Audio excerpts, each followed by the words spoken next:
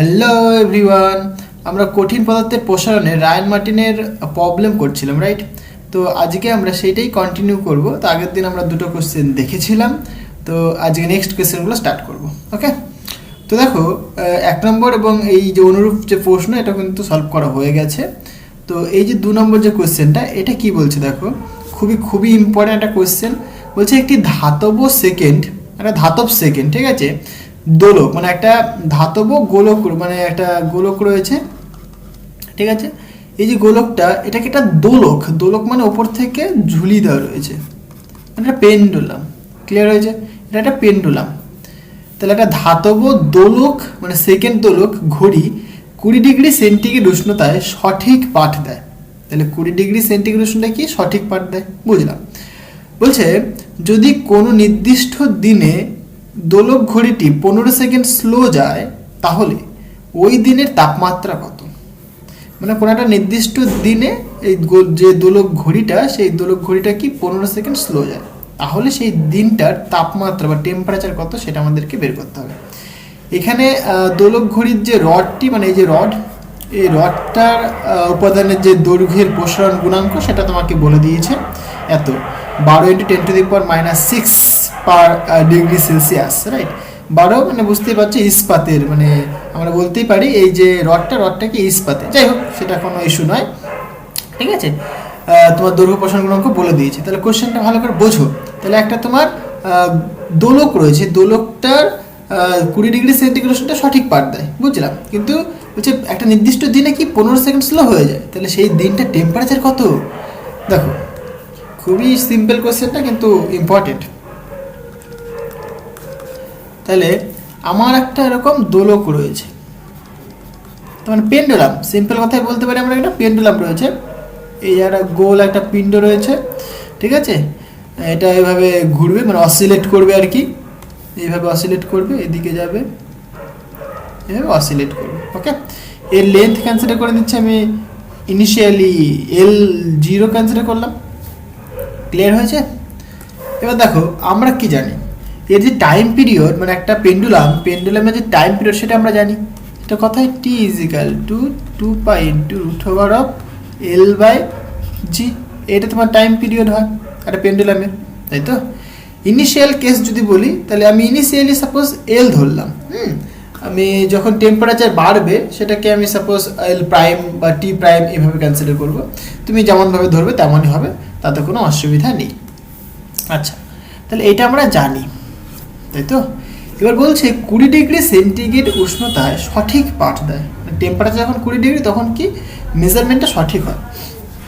আচ্ছা, তাহলে ধরো যখন টেম্পারেচার একটা ইনক্রিজ হয়েছে, মানে একটা নির্দিষ্ট দিন, যে দিনটায় টেম্পারেচার বেড়ে কিছু একটা হয়েছে, তাই তো, তাহলে লেন্থটা কিন্তু সেদিন বেড়ে যাবে। তাহলে লেন্থটা বেড়ে কতখানি হবে? আমি বলছি L প্রাইম হবে, দ্যাট ইজ ইকুয়াল টু, সূত্র কি বলছে, L ইন্টু মানে initial length into 1 plus alpha, যে দৈর্ঘ্যটা রয়েছে, মানে যে রডটা রয়েছে সেই রডটার কি দৈর্ঘ্য প্রসারণ গুণাঙ্ক ইন্টু টেম্পারেচারের চেঞ্জ, মানে ডেল্টা টি। ক্লিয়ার হয়েছে? ডেল্টা টি হচ্ছে তোমার টেম্পারেচারের চেঞ্জটা, final temperature minus initial temperature, বুঝলাম। এবার দেখো ভালো করে বোঝো, তাহলে যখন লেন্থটা যখন বেড়ে গেল তখন টাইম পিরিয়ড কী হবে? তাহলে টাইম পিরিয়ডের ফর্মুলা যদি আমরা লিখি এখন, সো নাও, মানে এই স্টেটে যে টাইম পিরিয়ড হবে সেটা কত হবে? T প্রাইম হবে, 2π × L'/g হবে, তাই তো, একদম সিম্পল জিনিস। আচ্ছা, এটাকে তুমি 2 নম্বর নাম দিয়ে রাখো। ক্লিয়ার হচ্ছে? তাহলে L প্রাইম, দেখো তুমি L প্রাইম এখনই বের করেছো, তুমি পুট করতে পারো এখানটায়। সুতরাং T prime that is equal to 2π × L prime মানে কত? দেখো L into 1 plus alpha into delta T. Clear হয়েছে? Divided by G. দেখো জি তো অ্যাক্সিলারেশন ডিউ টু গ্র্যাভিটি, এটা তো একই থাকবে, এতে কোনো অসুবিধা নেই, তাই না? আচ্ছা, তাহলে এইখানটায় তুমি লিখতে পারো এরকম 2π × L/g ভাগ করে, মানে এই করে দিলাম। দেখো √L/g রয়েছে, এটাকে আলাদা লিখছি, ইন্টু এই 1 প্লাস আলফা ইন্টু ডেল্টা টি, এইটাকে আমি আলাদা লিখলাম। ওকে, আচ্ছা, তাহলে এখান থেকে তুমি দেখো টি প্রাইম ক্যালকুলেট করতে পারবে। তাহলে টি প্রাইম ইকুয়াল তুমি এখানে বলবে দ্যাট ইজ ইকুয়াল এইটুকুন মানে তো টি, টি লিখে দাও।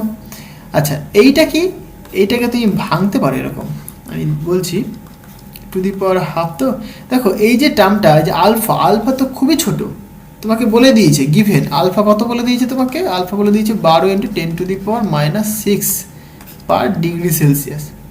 এইটা গিভেন, গিভেন, তাই না? তাহলে দেখো আলফার ভ্যালু কিন্তু অনেক ছোট। এবার আমি যদি এই টার্মটাকে দেখি, তাহলে এই টার্মটা কি অনেক ছোট হয়ে যাবে, কারণ এটা ছোট রাশিকে তুমি যত দিয়ে গুণ করো না সেটা কি আরও ছোট হয়ে যাবে। তাহলে এইটুকুনি টার্ম কিন্তু অনেক ছোট, মানে লেস দেন 1, তাই না? যদি লেস দেন 1 হয় সেটাকে কি আমরা বাইনোমিয়ালে ভাঙতে পারি। তোমরা পড়েছো নিশ্চয়ই, বাইনোমিয়ালে ভাঙা তোমরা শিখেছো, তাই না? ম্যাথামেটিক্স তোমরা শিখেছো এটা।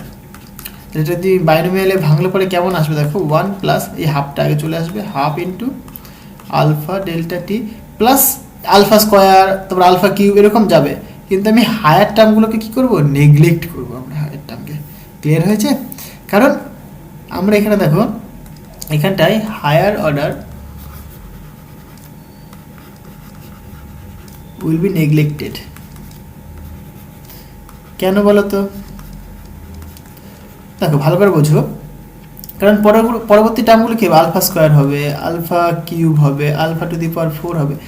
এবার আমাকে একটা কথা বলো, আলফা তো নিজেই ছোট, তাকে যদি তুমি হোল স্কোয়ার করো সেটা তো আরও ছোট হয়ে যাবে, তাই নয় কি? তার জন্য আমরা হায়ার অর্ডার টার্মগুলোকে কি নেগলেক্ট করি। ক্লিয়ার হয়েছে? আচ্ছা তাহলে আলটিমেট তুমি পাচ্ছ T prime that is equal to T into 1 plus half into alpha into delta T. Clear হয়েছে? আচ্ছা আমাকে কি বের করতে বলেছে দেখো, এখানটায় কোশ্চেনটা ভালো করে বোঝো। বলছে 20 ডিগ্রি সেন্টিগ্রেড উষ্ণতায় সঠিক পাঠ পাওয়া যায়, বুঝলাম। বলছে কোনো একটা নির্দিষ্ট দিনে দোলক ঘড়িটি 15 সেকেন্ড স্লো হয়, তাহলে একটা সময় টাইম ছিল টি, তারপরে কোনো একটা নির্দিষ্ট দিনে টি প্রাইম হয়েছে, তাহলে তাদের ডিফারেন্সটা কতখানি? ডিফারেন্সটা বলে দিয়েছে 15, মানে কোশ্চেনে বলে দিয়েছে কি বলতো, এই যে এখানে আর একটা জিনিস বলে দিয়েছে T prime minus T that is equal to 15 second. এটা কিন্তু কোশ্চেনে গিভেন।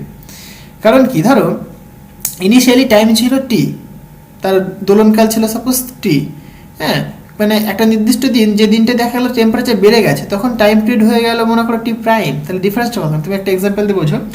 মনে করো প্রথমে ছিল টাইম পিরিয়ড ছিল 20, হ্যাঁ, কোনো একটা দিনে হয়ে গেল 35, তাহলে কি লিখবে তুমি? 35 মাইনাস 20 লিখবে, তাহলে কত হবে? 15 হবে। বুঝতে পারলে? এটা কিন্তু কোশ্চেনে বলে দিয়েছে। তাহলে T prime minus T equal to 15 second. তাহলে এখানে আমরা কি করতে পারি দেখো, টি প্রাইম ইকুয়াল টু এইটি দিয়ে মাল্টিপ্লাই করে দিলাম, তাহলে plus half into alpha into capital T into delta T. Delta টি হচ্ছে তোমার মানে কি টেম্পারেচারের ডিফারেন্স। ওকে, তাহলে এটাকে বাদিকে নিয়ে চলে আসো, তাহলে T prime minus T that is equal to half into alpha into T into delta T. Okay, এখান থেকে তুমি আরও বলতে পারো এরকম যে এইটা মানে, আচ্ছা এখান থেকে এরকম লিখি আমি, half into alpha into delta টিকে এক জায়গায় রাখলাম, তাহলে এই টিটা দেখো নিচে চলে আসবে, তাহলে এই T prime minus T divided by T হবে। এটাকে তুমি এরকম বলতে পারো যে ভাই delta T divided by T, half into alpha into delta T. তাহলে ডেল্টা টি তুমি জানো বা টিও তুমি জানো, টি একদিন বলেছে না, তাই না? কোশ্চেনে কিন্তু বলে দিয়েছে একদিন। তাহলে তুমি ডেল্টা টি বাই টি কেন তুমি বলবে ডেল্টা টি মানে কত? 15 second divided by 1 day. 1 day, কারণ একটা নির্দিষ্ট দিনে তুমি দেখেছো কি যে টাইমটা কি 15 সেকেন্ড স্লো হয়ে যায়। তাহলে একদিন মানে কত? 24 ঘন্টা। 24 ঘন্টা মানে আবার 24 ইন্টু 60 মিনিট, তাই না? তাহলে তুমি সেকেন্ডে করো, তাহলে 24 ইন্টু 60 ইন্টু 60 সেকেন্ড, এইটাতেই পাচ্ছ। ক্লিয়ার হয়েছে? তাহলে এত ডিভাইডেড বাই বলো কত হবে? 24 ইন্টু 60 ইন্টু 60, এটা তুমি বলতে পারো। তাহলে সুতরাং এটাকে, আচ্ছা আমি কি আগে নাম দিয়েছি কোনো? 2 নম্বর পর্যন্ত হয়ে গেছে, তাহলে 3 নম্বর দিয়ে রাখি এটাকে। দেখো বুঝে বুঝে করো প্রবলেমগুলো, হ্যাঁ। সুতরাং ফ্রম ইকুয়েশন 3 তুমি কি বলতে পারো যে ভাই half into alpha into delta T টেম্পারেচারের difference that is equal to তোমার 15 ডিভাইডেড বাই 24 ইন্টু 60 ইন্টু 60 হলো। এখান থেকে তুমি ডেল্টা টি ইকুয়াল টু বলতে পারো যে এই দুটো উপরে যাবে, সুতরাং 15 × 2 ডিভাইডেড বাই আলফাটা নিচে আসবে আবার, তাহলে 24 × 60 আর আলফার ভ্যালু তুমি পুট করে দাও 12 × 10⁻6 হয়েছে। তাহলে এইটা তুমি পাচ্ছ টেম্পারেচারের ডিফারেন্স, বুঝতে পারলে? টেম্পারেচার ডিফারেন্স মানে final temperature minus initial temperature. এটা তুমি ক্যালকুলেট করো, তাহলে ক্যালকুলেট করলে কত আসছে দেখা যাক। এটা ক্যালকুলেট করলে আসবে 15 × 2 ডিভাইডেড বাই 24 × 60 × 60 × 12 × 10⁻6। এটা করলে তোমার অ্যাপ্রক্সিমেট আনসার আসছে 28.93। So delta T equal two 28.935 রয়েছে, সেটাকে 351 আছে মানে 94 করে দিলাম। ওকে, তাহলে দেখো ডেল্টা টি মানে কি বলবো তুমি, T2 - T1 ইকুয়াল টু 28.94, এত সেকেন্ড, অবশ্যই সেকেন্ড।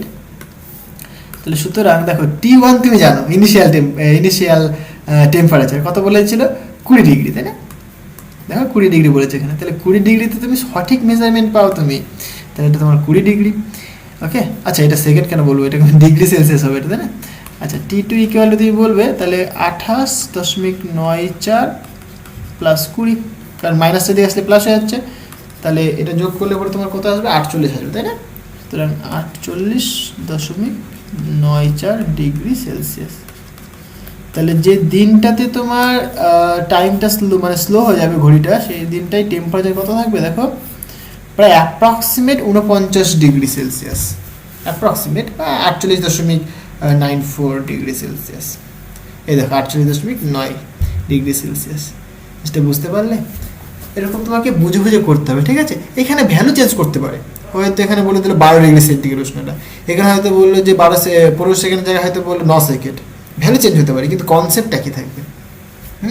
একই রকম কনসেপ্ট, তাহলে তোমাকে বুঝে বুঝে প্রবলেমগুলো কিন্তু সলভ করতে হবে। আশা করি জিনিসটা বোঝাতে পারলাম। আচ্ছা, নেক্সট কোয়েশ্চেনে দেখো, বলছে উত্তপ্ত কড়ায় কোনো ঘনকের প্রতিটি বাহু 2% বাড়ে।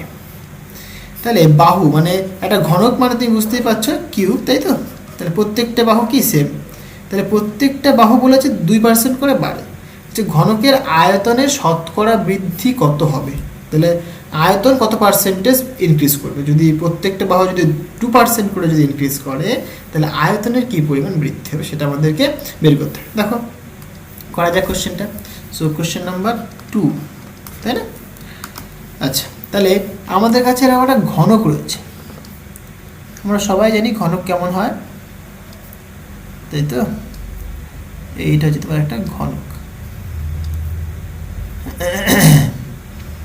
Ding ding ding ding ding, জুড়ে দাও, এই হয়ে গেল ঘনক। হলো এই ঘনকটার, এইটা তোমার বাহু এ, মানে প্রত্যেকটা বাহুর দৈর্ঘ্য কত তোমার এ, হলো প্রত্যেকটা বাহুর দৈর্ঘ্য তোমার এ, যেহেতু এটা একটা কিউব, এটা কিউব, সরি। তাহলে এই যে ঘনকটার প্রত্যেকটা বাহু কিন্তু এ।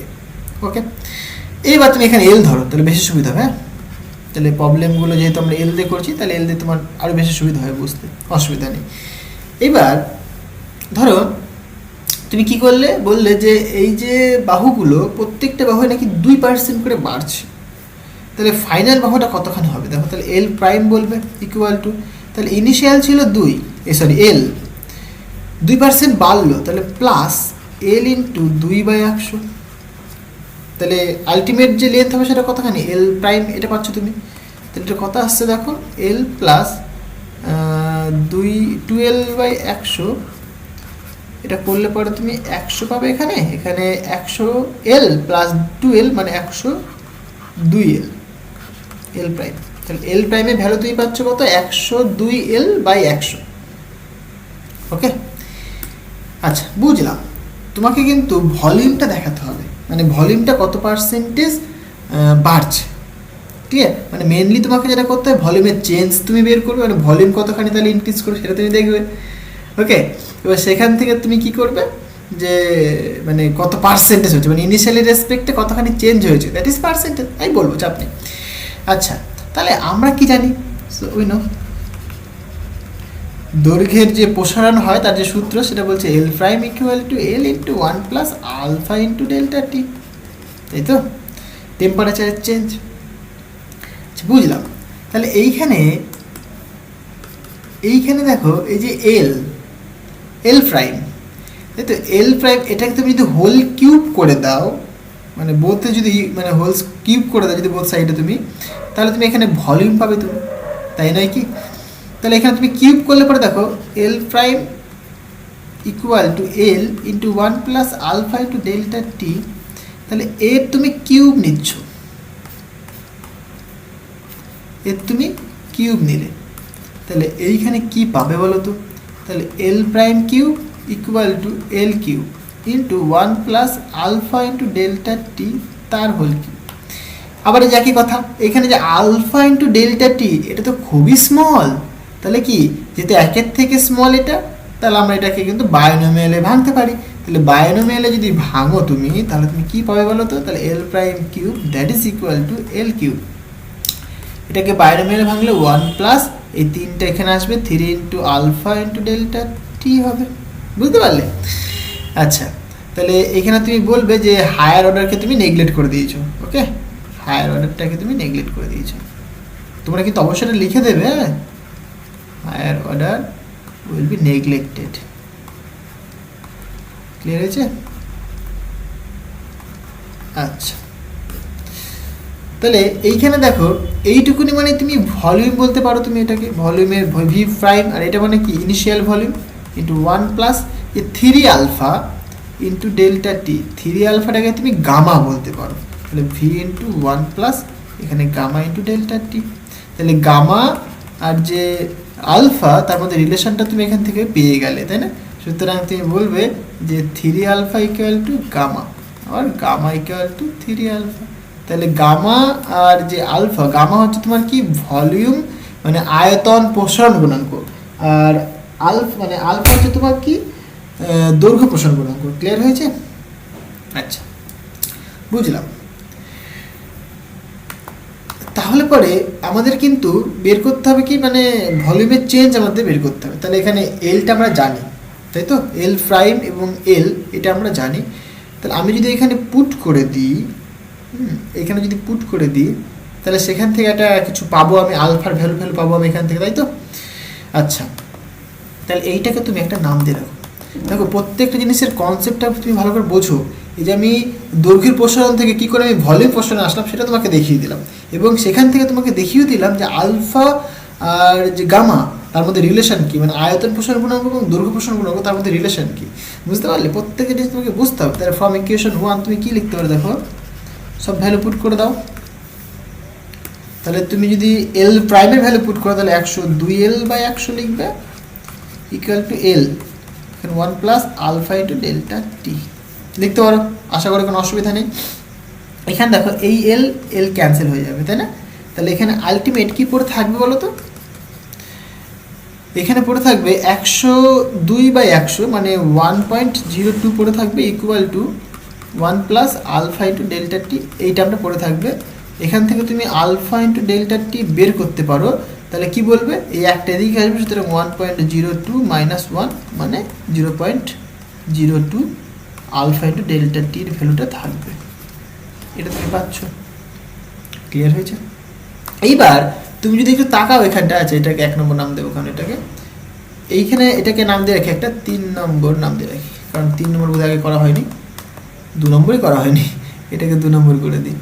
ওকে, আর এইটাকে আমি 3 নম্বর করে রাখি। 2 নম্বর ইকুয়েশনে যদি তুমি তাকাও, দেখো আলফা ইন্টু ডেল্টা টি রয়েছে, তার ভ্যালু তুমি পেয়ে গেছো এইটা। তাহলে ফ্রম ইকুয়েশন 2 তুমি কি বলতে পারো? সো ফ্রম ইকুয়েশন 2 দেখো এইভাবে তুমি করতে পারো, অথবা তুমি করতে পারো, মানে এটা করাটাই বেস্ট আর কি। অথবা তুমি কি করতে পারো, এখান থেকে এখানে যেরকম আলফার ভ্যালু তুমি ক্যালকুলেট করে নেবে এখান থেকে, দিয়ে তুমি আলফার গামার মধ্যে রিলেশন যেন পুট করে দাও, তারপরে তুমি এখানে বসিয়ে দাও, একই গল্প। বুঝতে পারলে? আচ্ছা, যেমনভাবে করো না কেন একই জিনিস আসবে। তাহলে এই যে 3 into alpha into delta T, alpha into delta টি হলে আমি জানি, তাহলে বসিয়ে দেবো। সুতরাং আমি লিখতে পারি এখানে V prime that is equal to V into 1 plus 3 into alpha into delta টির ভ্যালু জানি, সেটা কত? 0.02। ওকে, তাহলে এইটা আমরা পাচ্ছি। ক্লিয়ার হয়েছে? আচ্ছা, এবার দেখো তুমি কি করবে, তুমি এই ভিটাকে ভেতরে যদি ঢুকিয়ে দিই, কারণ ভলিউমের চেঞ্জ দরকার আমার, তাই তো? আচ্ছা, ভিটাকে ভেতরে ঢুকিয়ে দিই। হ্যাঁ, তাহলে এরকম বলতে পারি আমি V prime equal to V into plus এটা, আচ্ছা এটা গুণ করলে কত আসছে একবার দেখে নিই, 3 দুগুণে 6 হবে, তাই না? তাহলে এটা গুণ করলে আমরা 3 ইন্টু 0.02 0.06, তো মানে এটা পাচ্ছ তুমি 0.06 ইন্টু ভি। তাহলে V prime minus V equal to 0.06 into V. দেখো একদমই ইজি কোয়েশ্চেন, কিছুই নেই। তাহলে এই যে ভি প্রাইম মাইনাস ভি, এই ভিটাকে নিচে চিহ্নে চলে আসে, তাহলে ভি ইকুয়াল টু 0.06। তো এটাকে তুমি কি বলো, delta V divided by V equal to 0.06। তুমি তাহলে কি দেখছো এখানটায়, এখানে ফিজিক্সটা বোঝো। তুমি এখানে বলছো যে ইনিশিয়াল ভলিউমের রেসপেক্টে ভলিউমের কী পরিমাণ চেঞ্জ হয়েছে, সেটা এতখানি চেঞ্জ, নো প্রবলেম। আমি যদি পার্সেন্টেজ দেখতে চাই, ভাই কী করবো, 100 দিয়ে গুণ করবো, 100 দিয়ে গুণ করবো আর এখানে পার্সেন্টেজটা লিখবো। বুঝতে পারলে? 100 দিয়ে গুণ করবো আর পার্সেন্টেজটা লিখবো, তাহলেই হয়ে গেল। পার্সেন্টেজ মানে তো 1/100, তাই না? তাহলে তুমি এখানে লিখতে পারো, সুতরাং delta V by V that is equal to কত, 100 দিয়ে গুণ করলে পরে 6 আসছে, 6%। তাহলে যে ভলিউমের যে চেঞ্জটা হবে সেটা কতখানি হবে, 6%। তাহলে তুমি দৈর্ঘ্যের মানে প্রত্যেকটা বাহুর চেঞ্জ করিয়েছো 2%, তার দরুন ভলিউমের চেঞ্জ হচ্ছে 6%। দেখো আনসার মিলেছে কিনা, এই যে আনসার। ক্লিয়ার হয়েছে? তোমাকে কনসেপ্টটা বুঝতে হবে, হ্যাঁ, তাহলে তুমি কিন্তু প্রবলেমগুলো করতে পারবে। আশা করি জিনিসটা ক্লিয়ার হয়েছে। আচ্ছা, নেক্সট কোশ্চেন দেখো কি বলছে।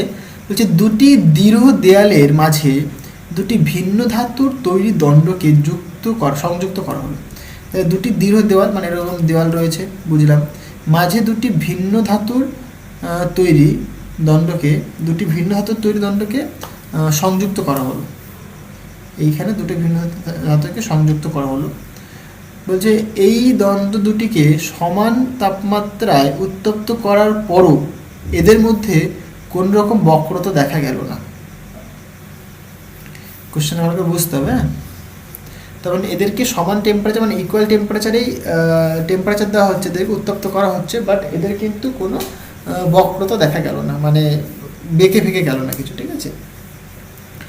বলছে ধাতুগুলির দৈর্ঘ্য প্রসারণ গুণাঙ্ক যথাক্রমে α1 এবং α2 এবং ইয়ং গুণাঙ্ক y1 ও y2 যদি α1 α2 ইকুয়াল টু 2:3 হয় এবং দ্বন্দ্ব দুটির তাপীয় পীড়ন সমান হয়, তাপীয় পীড়ন, ঠিক আছে, পীড়ন মানে স্ট্রেস, এখানে কিন্তু তাপীয় গল্পটা আনতে হবে, ঠিক আছে, এখানে তাপীয় পীড়ন বলেছে, সমান হয়, তাহলে ইয়ং মডিউলাস, দেখো ওয়াইটা কি young modulus, so y1 y2, এর অনুপাত কত হবে সেটা আমাদের বের করতে হবে। খুবই ইন্টারেস্টিং কোয়েশ্চেনটা। তাহলে কোয়েশ্চেনটাকে ভালো করে বোঝো। দুটি দৃঢ় দেওয়ালের মাঝে দুটি ভিন্ন ধাতুর তৈরি দণ্ডকে সংযুক্ত করা, ঠিক আছে, দুটো মানে ভিন্ন ধাতুর কোনো দণ্ড নিয়েছো তুমি, একটা ধরো তুমি তামা নিয়েছো বা একটা তুমি ইস্পাত নিয়েছো, একটা তুমি পিতল নিয়েছো, তাদেরকে সংযুক্ত করা হলো, ঠিক আছে, এভাবে সংযুক্ত করা হলো, একটার উপর একটা মনে করে বসিয়ে দিলাম, এরকম ভাবতে পারো তুমি, এরকম ভাবতে পারো যে আচ্ছা এখানে দেখাই কোশ্চেন নাম্বার 3, কোশ্চেন নাম্বার 3, ধরো এইটা একটা ধাতু আর সাপোজ কনসিডার করো এইটা একটা ধাতু, এটা তুমি এটা একটা সাপোজ আমি এরকমই ধরছি, দেখি আশা করি মিলে হয়ে যাবে, আর এইটা একটা সংযুক্ত করে দিয়েছো, ওকে, এটাকে তুমি পিতল ভাবো, ইস্পাত ভাবো, যা খুশি ভাবো, মানে দুটো আলাদা রয়েছে। এবার এদেরকে সেম টেম্পারেচার দেওয়া হলো, টেম্পারেচার আমি সাপোজ টি দিলাম, বলছে এদের দুজনের মধ্যে কেউ বাঁকলো না এবং দুজনার একজনের α1 মানে এটা দৈর্ঘ্য প্রসারণ গুণাঙ্ক, আরেকজনের α2 বলেছে, আরেকজনের ইয়ং মডুলাস y1, আরেকজনের ইয়ং মডুলাস y2। জিনিসটা ক্লিয়ার হয়েছে? তাহলে দেখো ভালো করে বোঝো, যেহেতু দৈর্ঘ্যের কোনো চেঞ্জ হয়নি, মানে দৈর্ঘ্যের কিন্তু কোনো চেঞ্জ হয়নি, তার মানে কি ইনিশিয়াল লেন্থ এবং যে ফাইনাল লেন্থ সেটা কি সেম হবে? ইনিশিয়াল লেন্থ এবং ফাইনাল লেন্থ সেম হবে, তাহলে তুমি কি বলতে পারো? আচ্ছা আমি এখানে যদি লিখি তাহলে সূত্র এটা বলে যে এল, আচ্ছা ফাইনাল বা এফ এটা এরকমভাবে লিখি, তাহলে এল F equal to L initial 1 plus একটার জন্য আলফা 1 ইন্টু ডেল্টা টি। কারণ টেম্পারেচার তুমি সেম দিয়েছো, তাহলে টেম্পারেচারের চেঞ্জটাও তুমি সেমই রাখবে, বুঝতে পারলে?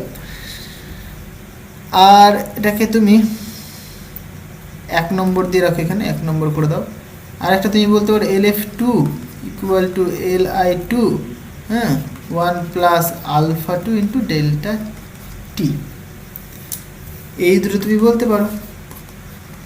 জিনিসটা ক্লিয়ার হয়েছে? আচ্ছা এবার ইয়ং মডিউলাস, আমাকে আগে বলো ইয়ং মডিউলাস কাকে বলে? ইয়ং মডিউলাসের ডেফিনেশন কী হবে বলো? স্ট্রেস বাই স্ট্রেন হয়, স্ট্রেস বাই স্ট্রেন হয়, তাই না? স্ট্রেস মানে কি? কতখানি তুমি ফোর্স দিচ্ছ, ফোর্স পার ইউনিট এরিয়া, সেটাই তোমার স্ট্রেস দেবে। মানে ইন জেনারেল যেটাকে বলে আমরা প্রেশার বলে, তাই তো? তাহলে প্রেশারটা তুমি পাচ্ছ তুমি কি স্ট্রেস থেকে। আর স্ট্রেন মানে কতখানি লেন্থের চেঞ্জ হবে পার ইউনিট লেন্থ। তাহলে এটা তোমাকে বুঝতে হবে। হ্যাঁ দেখো তাহলে তুমি যদি স্ট্রেস বলো, স্ট্রেস মানে ফোর্স পার ইউনিট এরিয়া, আর স্ট্রেন চেঞ্জ ইন লেন্থ মানে delta L per initial length. আমরা এটা পড়েছিলাম আর কি, সেটা আমরা এখানে লিখলাম। ক্লিয়ার হয়েছে?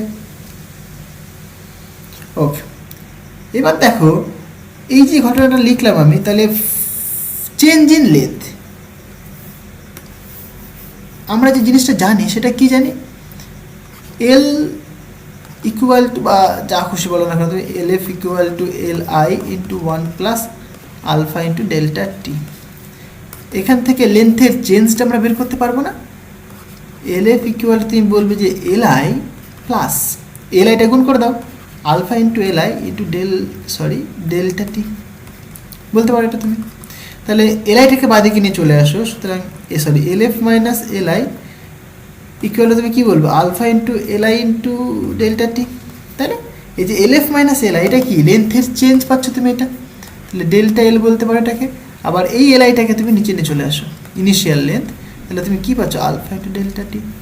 তাহলে এই যে change in length per unit length, এটা কি দিচ্ছে তোমার? আলফা ইন্টু ডেল্টা টি দিচ্ছে, বুঝতে পারলে?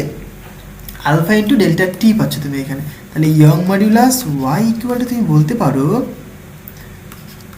ওয়াই ইকুয়াল টু তুমি বলবে যে force per unit length, force per unit area divided by change in length per initial length, সেটা কত? আলফা ইন্টু ডেল্টা টি,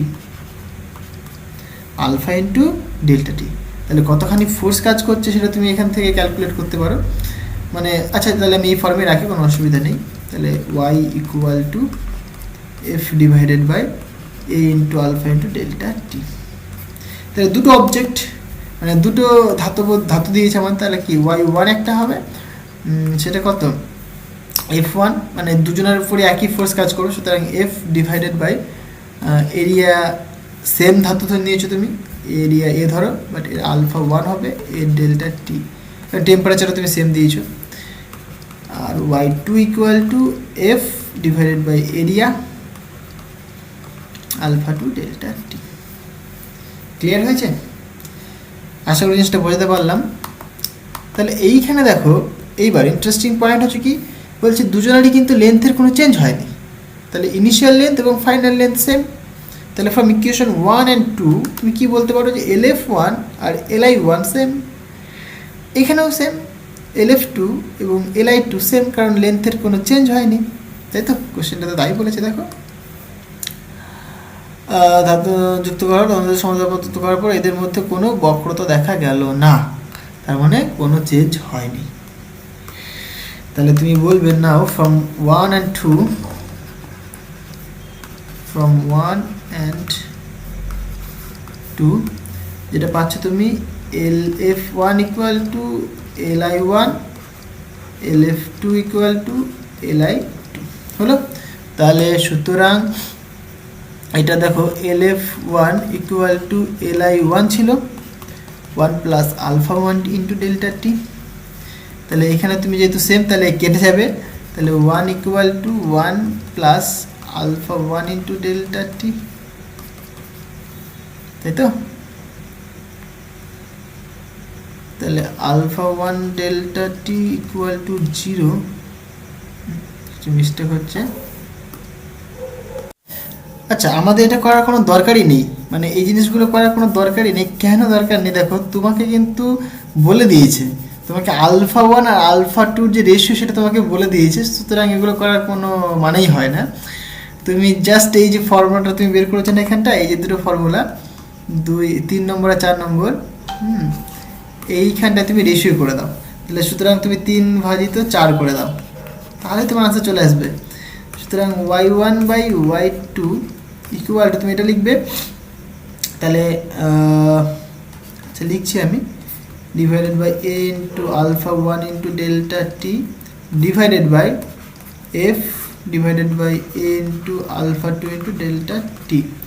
এইখানে দেখো তোমার এই f cancel, a cancel, delta T cancel, তাহলে আলটিমেট এখানে কি পড়ে থাকছে, এই আলফা 2 ওপরে চলে আসবে আর নিচে আলফা 1 হবে, এখানে y1 ডিভাইডেড বাই y2। তাহলে আলফা আমাদের গিভেন কোশ্চেনে কি বলেছে, দেখো গিভেন কোশ্চেনে বলেছে alpha 1 is to alpha 2 that is equal to I think 2:3, তাই না? হ্যাঁ, 2:3। তাহলে এটা বলেছে তোমার 2:3, তার মানে কি alpha 1 by alpha 2 equal to 2/3। তাহলে তুমি যদি এটাকে উল্টো করে দাও, আলফা 2 বাই আলফা 1 সেটা কত হবে, 3/2 হবে। তাহলে এটা তুমি বলতে পারো কত, 3/2। y1 by y2 equal to কত হচ্ছে, 3/2। তাহলে যদি তুমি রেশিও ফর্মে লেখো, তাহলে তুমি লিখবে y1 is to y2 equal to 3:2। বুঝতে পারলে? তাহলে এটা তোমার আনসার, একদম সিম্পল, কিছুই নেই প্রবলেমটা, তাই না? তাহলে তোমাকে মেনলি এই রিলেশনটা তোমাকে জানতে হবে, এই রিলেশন তোমাকে বের করতে হবে। হ্যাঁ, সেই কনসেপ্টটা আমি এখানে বুঝিয়ে দিলাম কি করে আসে। আচ্ছা, তো নেক্সট কোশ্চেনটা দেখা যাক। নেক্সট কোশ্চেনটা কি বলছে, 4 নম্বর কোশ্চেন, তাই না? বলছে একটি ঘনকাকৃতি কেলাসের একটি দিক বরাবর দৈর্ঘ্য প্রসারণ গুণাঙ্ক আলফা 1 এবং ওই দিকের যে কোনো লম্ব দিক বরাবর দৈর্ঘ্য প্রসারণ গুণাঙ্ক আলফা 2, কেলাসটির আয়তন প্রসারণ গুণাঙ্ক নির্ণয় করো। দেখো, এটাও ইন্টারেস্টিং কোশ্চেনগুলো কিন্তু খুবই ভালো ভালো কোশ্চেন, তাই না? একটা ঘনকাকৃতি মানে কিউব বলেছে, মেনলি একটা কি তোমাকে কিউব বলে দিয়েছে, ঠিক আছে? একদম জটিলভাবে ভাবার কিছুই না, এটা কিউব বলে দিয়েছে। কিউবের বলছে একটি দিক বরাবর দৈর্ঘ্য প্রসারণ গুণাঙ্ক আলফা 1, মানে একটা দিক বরাবর মনে করো এই দিক বরাবর দৈর্ঘ্য প্রসারণ গুণাঙ্ক আলফা 1 বলে দিয়েছে, এবং বলছে ওই দিকের যে কোনো লম্ব দিক বরাবর, যে কোনো লম্ব দিক, দেখো সবই লম্ব, উপরটাও লম্ব, এই দিকটাও লম্ব, তুমি যে কোনো একটা দিক ক্যান্সেল করে নাও, তাহলে এই দিকটাই তুমি ধরো বা এই দিকটা ধরো তুমি, তো লম্ব দিক বরাবর ওই দিকের যে কোনো লম্ব দিক বরাবর দৈর্ঘ্য মানে দৈর্ঘ্য প্রসারণ গুণাঙ্ক বলে দিয়েছে আলফা 2। এই দিকটা ধরো তুমি আলফা 2, লম্ব মানে এটাও লম্ব এটাও লম্ব, তাহলে এটাও আলফা 2 এটাও আলফা 2 তুমি ক্যান্সেল করতে পারো। আচ্ছা, বলছে কেলাসটির আয়তন প্রসারণ গুণাঙ্ক নির্ণয় করো। তাহলে আয়তন প্রসারণ গুণাঙ্ক কত সেটা আমাদেরকে বের করতে হবে। দেখো, তাহলে কোশ্চেন নাম্বার 4, কোশ্চেন নাম্বার 4, এরকম একটা কিউব রয়েছে, ওকে? এরকম একটা তোমার কাছে কিউব আছে। ছোটবেলায় এই ছবিগুলো আমরা কত আঁকতাম, হ্যাঁ ঠিক আছে? তোমরা ছোটবেলায়, আমরা কিন্তু অনেক আঁকতাম ছোটবেলায়, সেই জিনিসগুলো এখন কাজে লেগে যাচ্ছে, তাই না? ওই ম্যাচের যে বক্সগুলো হতো না, সেই বক্সগুলো আঁকতাম আমরা এইভাবে। আচ্ছা, বলছে একটা দিক বরাবর এদিক বরাবর মনে করো আলফা 1, মানে আলফা 1টা কিন্তু প্রসারণ গুণাঙ্ক, তাহলে এর লম্ব বরাবর, লম্ব তোমার এদার এটা হতে পারে অথবা এটাও লম্ব হতে পারে, দুটোই তো লম্ব বাবা, আলফা 2, ঠিক আছে? আচ্ছা, যেহেতু এটা cube, this is a cube, এটা কি একটা কিউব, তাহলে কিউবের ক্ষেত্রে কি হবে বলো, এইটুকুনি বাহু এল হলে এইটুকুনি বাহু কিন্তু এলই হবে, তাই না? কারণ কিউব মানে কি সবার সেম বাহু থাকবে। আচ্ছা, তাহলে আমরা যে সূত্র জানি সেটা কি বলে, যে L prime that is equal to L into 1 plus alpha into delta T. Clear হয়েছে? তাহলে যখন একটা দিক বরাবর বলেছে, মানে এই দিক বরাবর বলছে আলফা ওয়ান, এই দিক বরাবর একটা দৈর্ঘ্য বরাবর, মনে করো একটা এক্স অ্যাক্সিস বরাবর এবং এক্স অ্যাক্সিস আলফা ওয়ান, তাহলে ওয়াই অ্যাক্সিস বা জেড অ্যাক্সিস বরাবর কি আলফা টু হবে। ওকে, আচ্ছা, তাহলে তাহলে আমরা এরকম বলতে পারি, সুতরাং যে এল প্রাইম ইনিশিয়াল লেন্থ কিন্তু সবারই এল ছিল, এটাকে তুমি অ্যালং এক্স বলছো তাই এক্স লিখলাম আমি আমার সুবিধার্থে, আর এখানে এল রয়েছে যেহেতু initial length L into one plus alpha one into delta T, alpha one into delta T. Clear হয়েছে? আচ্ছা, বুঝলাম। আর আর সাপোজ ওয়াই অ্যাক্সিস বরাবর, সুতরাং L Y prime that is equal initial কিন্তু এল ছিল বাবা, প্লাস এটা আলফা টু লিখবে তুমি, alpha two into delta T. Clear হয়েছে? আচ্ছা, লম্ব বরাবরগুলো মানে আমার যদি মনে হয় দুটোই লম্ব, দুটো মানে এল লম্ব দুটোই হচ্ছে তোমার আলফা টুই হবে, তাহলে এল এখানে এল জেডও লিখতে পারি আমরা, Z equal to L into one plus alpha two into delta T. এটা হওয়া দরকার আই থিঙ্ক। এবার দেখো, তুমি যদি ভলিউম বের করতে চাও, ভলিউম মানে সিম্পলি আমরা যেটা জানি কি তিনটের গুণফল হবে, তাই তো, তিনটের গুণফল ভলিউম। অথবা যদি এরকম বলে যে এদিক বরাবর কোনো প্রসারণ হচ্ছে না, হ্যাঁ, আচ্ছা দেখি একবার কোশ্চেনটা সেরকম স্পেসিফিক তো বলেনি, বলছে ওই দিকে যে কোনো লম্ব দিক বরাবর দৈর্ঘ্য প্রসারণ গুণাঙ্ক আলফা টু, যে কোনো বলতে যে কোনো একটা বলতে চাইছে না সবই বলতে চাইছে, সেখানে একটা কনফিউশন হচ্ছে আমার। আচ্ছা দেখা যাক কি হয়, তিনটে যদি কনসিডার করি আমি তাহলে কেমন হবে। তাহলে সাধারণত যে ভলিউমের আমরা যে ফর্মুলা পেলাম সেটা কেমন হয়, V into one plus gamma into delta T. এই গামা মানেই তোমার থ্রি ইন্টু আলফা, তাতে কোনো সন্দেহ নাই। ক্লিয়ার? এবার গল্প হচ্ছে কি দেখো, গল্প হচ্ছে গিয়ে তুমি তো তিনটের গুণ করবে, এই তিনটের তুমি গুণ করবে, তাই না? তবেই তো তুমি হচ্ছে গিয়ে পুরো ভলিউমটা পাবে। কি বের করতে বলেছে আমাদেরকে? আয়তন প্রসারণ গুণাঙ্ক বের করতে বলেছে, মানে আমাদের মেইনলি গামাটাই বের করতে হবে, তাই তো, গামাটা আমাদেরকে বের করতে হবে। আচ্ছা দেখো, তাহলে একজনের আলফা ওয়ান মানে যেটা গামাটা হয় কি, গামা তাহলে কি তিনটে আলফা পাচ্ছ তুমি, একটা আলফা ওয়ান পাচ্ছ আর দুটো তুমি আলফা টু পাচ্ছ, তাহলে মেনলি এটাই আসা দরকার, alpha one plus two alpha into two into alpha two, তাই তো। দেখা যাক তাহলে তিনটাকে যদি গুণ করি আমরা, now L X prime, L Y prime, L Z prime, তাহলে L into one plus alpha one into delta T into L into one plus alpha two into delta T, L into one plus alpha two into delta T. কারণ বড় বড় লাগছে অনেকটা, তাহলে এখানে এল cube হবে, এদের যদি গুণ করি আমরা, এটা তো হোল স্কোয়ার হয়ে যাচ্ছে এখানে, তাহলে এখানে one plus alpha one delta T পড়ে থাকছে, আর এখানে one plus alpha two delta টি তার হোল স্কোয়ার, তাহলে এখানে এল কিউব, এটা মানে তোমার ভি প্রাইম হয়ে যাচ্ছে, এটা মানে ভি হবে, তাহলে ওয়ান, আচ্ছা এটাকে ভাঙি, alpha one into delta T, আর এটাকে যদি ভাঙি আমরা তাহলে কী হবে দেখো, one plus two into alpha two into delta T plus এটা হোল স্কোয়ার, তাহলে সেটাকে নেগলেক্ট করে দেবো আমরা, জিরো লেখার কোনো দরকার নেই, ইকুয়াল টু এল কিউব, এটাকে ভাঙো তুমি, ওয়ান ওয়ান ওয়ান হচ্ছে, ওয়ান আর এটা গুণ করলে পরে two into alpha two into delta টি হচ্ছে, প্লাস এইটা গুণ এটা করলে পরে আলফা ওয়ান ইন্টু ডেল্টা টি হচ্ছে, প্লাস এটা গুণ এটা করলে পরে two into alpha one into alpha two আর ডেল্টা টি তার স্কোয়ার, তাই তো। এবার এইখানেও দেখো তুমি ভালো করে যদি এখানে তাকাও, এখানে alpha one into alpha two alpha one এবং আলফা টু দুজনেই তো খুবই স্মল, তাদের আবার গুণ করছো, সেটা আরও স্মল হয়ে গেল। তাহলে এটাকেও তুমি নেগলেক্ট করতে পারো, অ্যাপ্রক্সিমেট জিরো বলতে পারো। তাহলে এটা যদি তুমি জিরো বলো তাহলে তোমার আলটিমেট কী থাকছে দেখো, এল কিউব মানে তুমি ভি লিখতে পারো, আর এটা ভি প্রাইম করে দিয়েছো। এখানে থাকছে তোমার দেখো 1 plus 2 into alpha 2 into delta t থাকছে, plus alpha 1 into delta t থাকছে। এখানে দেখো ডেল্টা টি দুজনের মধ্যে রয়েছে, কমন নিতে পারো। তাহলে 1 প্লাস, তাহলে এখানে 2 আলফা 2 প্লাস আলফা 1 কমন নাও ডেল্টা টি।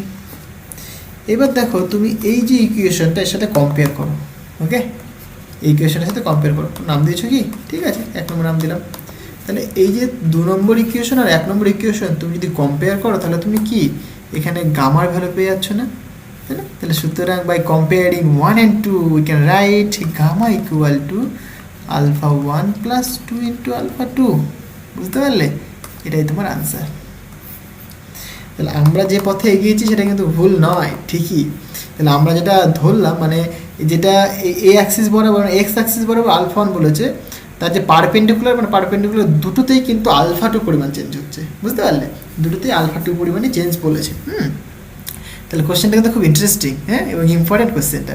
তাহলে জাস্ট তুমি এটা বের করে নিলে, এদেরকে মাল্টিপ্লাই করে দিলে, তাহলে তুমি কম্পেয়ার করলে তোমার আনসার চলে আসলো। আর তুমি যদি বলো যে আমি মানে একদম চোখে দেখে অঙ্কটা করবো, চোখে দেখেও তুমি করতে পারো। দেখো এক্স অ্যাক্সিস বরাবর, কারণ কি তুমি গামা ইকুয়ালটা তুমি কি জানো, 3 ইন্টু আলফা জানো, ঠিক আছে? তাহলে এই যে যদি তিনটে যদি আলফা 1 আলফা 2 আলফা 3 হতো, তাহলে তুমি কি লিখতো, alpha 1 plus alpha 2 plus alpha 3, এটা হতো, তাই না? তাহলে যেহেতু তোমার একটা দিক বরাবর আলফা 1 আর দুটো দিক বরাবর আলফা 2, তাই তুমি লিখতে পারো আলফা 1 প্লাস 2 ইন্টু আলফা 2। এটাই দেখো তোমার আনসার এসছে। এটা চোখে দেখে আনসার একদম, আর আমরা ম্যাথামেটিক্যালি করে আনসার পেলাম এটা। সেম, বুঝতে পারলে? তোমাকে ফিজিক্সটা বুঝতে হবে, হ্যাঁ। আচ্ছা, তাহলে পরে 4 নম্বরটা হয়ে গেল। 5 নম্বরটা দেখা যাক। যে কোনো কঠিন পদার্থের দৈর্ঘ্য প্রসারণ গুণাঙ্ক এত। তাহলে দৈর্ঘ্য প্রসারণ গুণাঙ্ক কোন, আলফাটা তোমাকে বলে দিয়েছে যে ফারেনহাইট স্কেলে এর মান কত। ফারেনহাইট স্কেলে তোমার মান বের করতে হবে, বুঝতে পারলে? আচ্ছা, এইখানে কিন্তু তোমার 1 বাই যে ডিগ্রি সেলসিয়াস তার ভ্যালু বলেছে, এটা কিন্তু ডিগ্রি সেলসিয়াসের ভ্যালু নয়। তো কোশ্চেনটা বুঝতে হবে তোমাকে। তাহলে 5 নম্বর কোশ্চেনটা আসি আমরা, কোশ্চেন নাম্বার 5। এখানে অনেক কিছু বোঝার আছে। তোমাকে আলফা বলে দিয়েছে, আলফা কত বলে দিয়েছে, 27 ইন্টু 10 টু দি পাওয়ার -6 বোধ হয়। তাহলে ডিগ্রি সেলসিয়াস ইনভার্স এটা বলেছে তোমাকে। ঠিকই লিখেছি। তাহলে ফারেনহাইট স্কেলে এর মান কত সেটা আমাকে বের করতে হবে। ক্লিয়ার হয়েছে? আচ্ছা, তাহলে আলফার ভ্যালু এত মানে ডিগ্রি সেলসিয়াস ইনভার্স, তাহলে তুমি কি বলবে? সিম্পলি তুমি বলবে ভাই 1 বাই আলফার ভ্যালু কত হবে, 27 into 10 to the power -6 degree Celsius. জিনিসটা কি ক্লিয়ার হয়েছে? এবার দেখো তুমি কি জানো,